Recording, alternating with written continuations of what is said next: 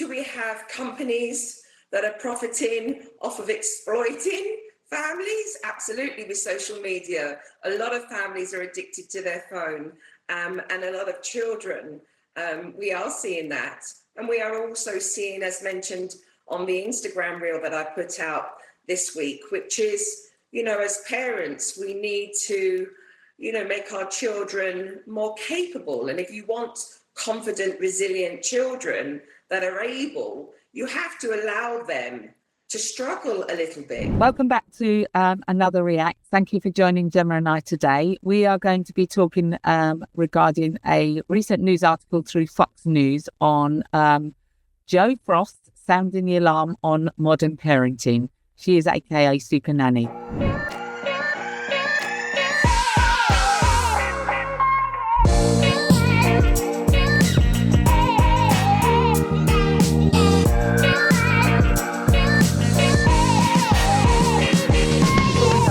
Please, could you like, subscribe, and ring that notification bell?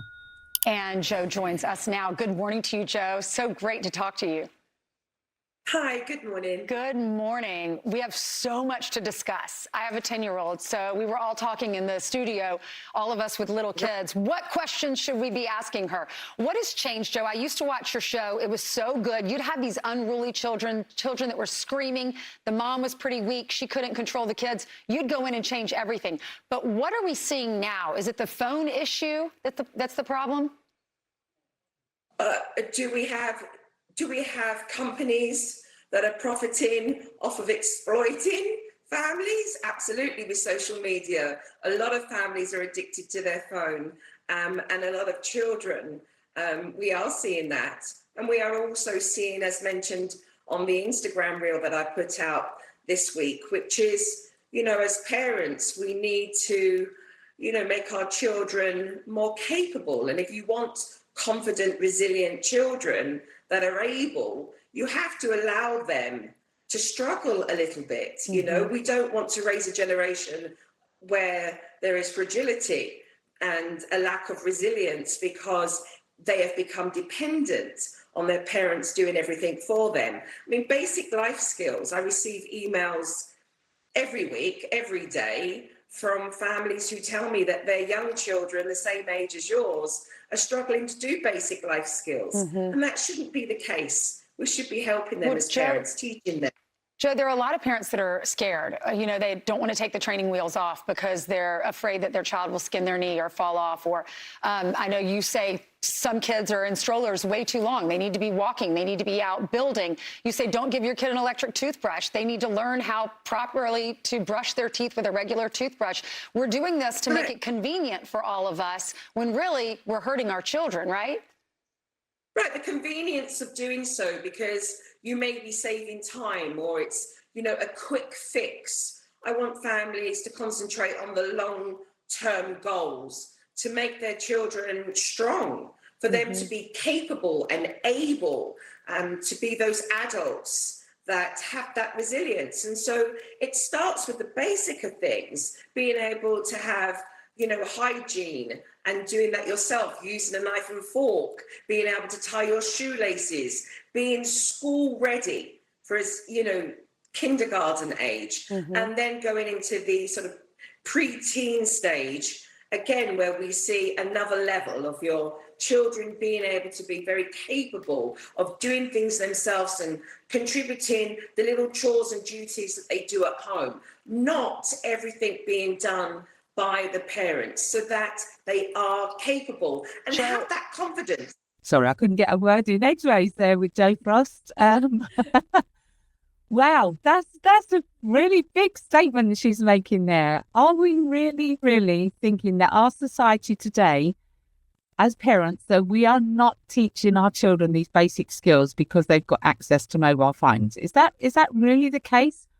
I'm not so sure. My children are much older. Jimmy, yours are younger, but all of my friends, my family, my grandchildren I met in our family, all of these children, I see them being taught by their parents how to brush their teeth, how to eat with a knife and fork, how to sit at a table, how to have manners, how to like ride a bike. All of these things, we are still teaching our children to do that as parents. And I really refute what she's saying, that we're not doing that as parents. Where is that coming from? And who is actually saying that we are causing our children to not develop and to not be able and to move into teenagehood and adulthood as children that are unable to do these basic life skills? I'm not sure I really agree with that. Jen, what's your thoughts?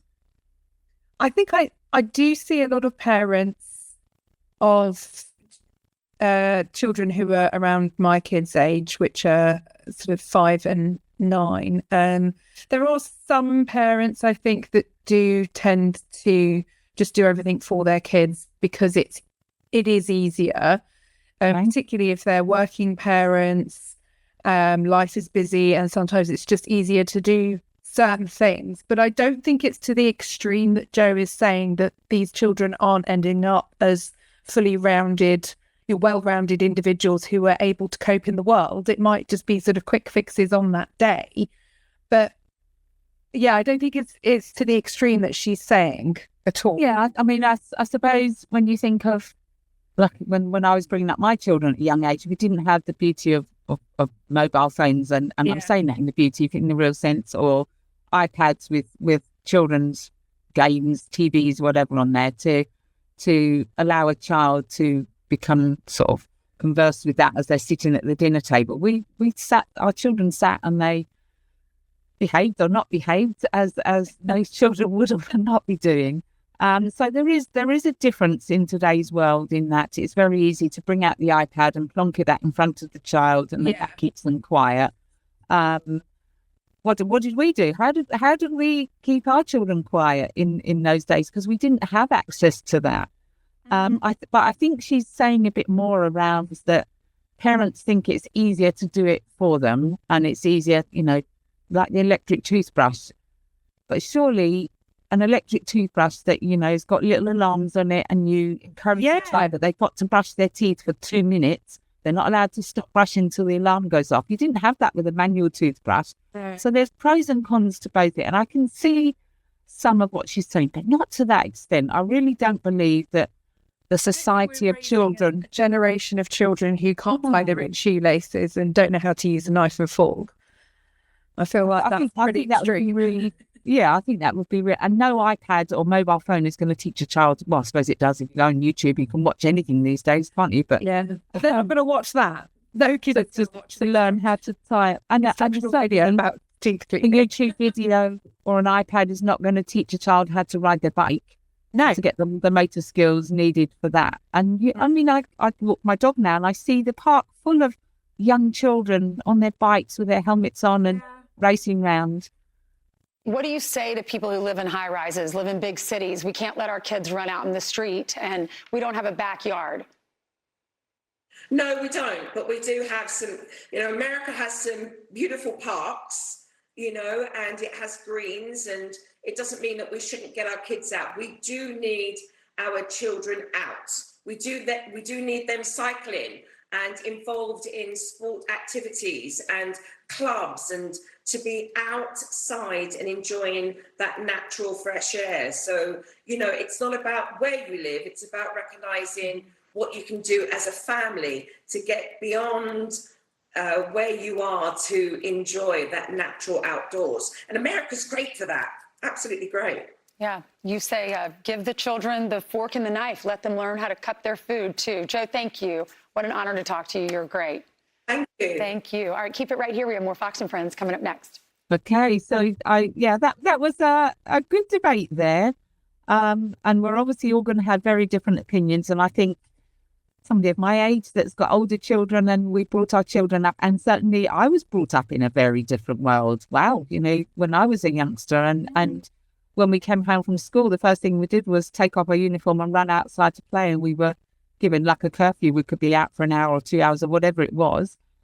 We don't do that now for our children, because it's the streets or the outside safer than it or not safe as it was when I was growing up, because I was allowed to do those types of things. I couldn't wait to get out and play football with my brothers. But today's world is very different. And I think we have to acknowledge that the world of AI and IT is ingratiated now into our family living. And it's not to say that we keep up with the Joneses and we give our kids the biggest and the best to keep them, aligned with their friendship groups, etc. Because Johnny down the road's got the latest iPad, so I need to have one.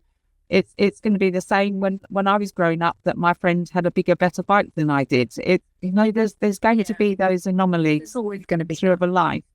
But I think as parents, we do have the responsibility to teach our children. And in whatever format that comes, and in whatever century we're living in, that is grounded in the same way that we have that responsibility. We bring our children into the world in whatever way we do. And it's our responsibility as parents to teach them, to build those life skills and to support them. And they learn that through play, through learning, through all of those things, and with their peers, with the friends that they have outside, the family around them too. But we do have that responsibility, that duty of care to our children to ensure that we equip them with life skills so that they can use a knife and fork and sit at a table and eat their food in the way that we're, taught in this modern world to eat. Yeah. Any final comments from you, Gemma? I think for me, it's about setting boundaries for kids, and it's a difficult balance to find, because for me personally, I want my kids to embrace technology and the benefits that can give them in their lives. But there needs to be a balance, that it's not solely reliant on that kind of things. If my kids have a morning where they're sat in front of the TV for a couple of hours, that's fine. I won't let them do it all day. I will make sure that in the afternoon we get out, we run around in the forest, get dirty, get injured, all the rest of it, because it's that balance. They've got that, experience of using tablets or watching the telly. We haven't got to phones yet in our household, luckily, and I will avoid that for as long as humanly possible. But it's about the balance and setting those boundaries as parents to say, no, we're going to do this now. And, even if your kids don't particularly want to, they usually get on board and find, oh yeah, Mum was right, getting out in the fresh air is a great idea.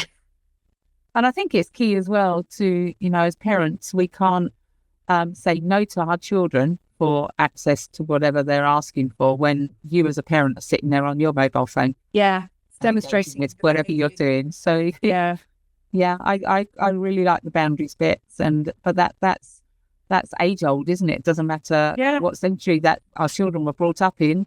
There is always going to be boundaries, and in that sense, that is our responsibility to manage those and set those, and to just really encourage our children to learn those life skills so that they can be the best people they can moving into their futures. Yeah, for sure. Thank you very much to hooking up and listening to Gemma and I. We've been discussing all things parenting, which is a really phenomenal subject, and we could talk about it for hours. There is no one way to parent, and I think that message really does need to come across, and that's generational, whether it's modern day, old ways of thinking, old-fashioned ways of thinking. Parenting needs to be coming from the parents, and I think having the right guidance and support networks as parents to support us in making the best decisions for our children should be autonomous to us as parents.